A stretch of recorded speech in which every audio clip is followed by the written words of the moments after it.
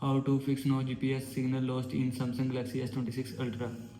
First of all, software update. Open settings, scroll down, click on software update, click on download and install. Here you will see install or update option, and if you want to update software, then click on update. After click on update, your phone software will be updated from your phone. Now go back.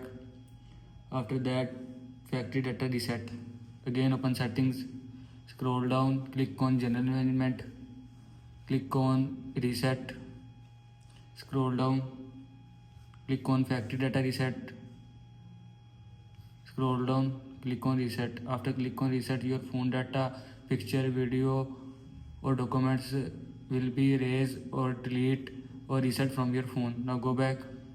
After that, disable battery optimization.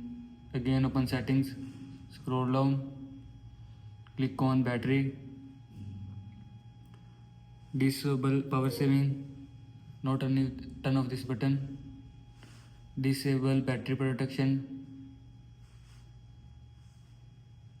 After turning off this button, disable battery optimization from your phone. This is how you can fix no GPS signal lost in Samsung Galaxy S26 Ultra. I hope you like this video and thanks for watching this video.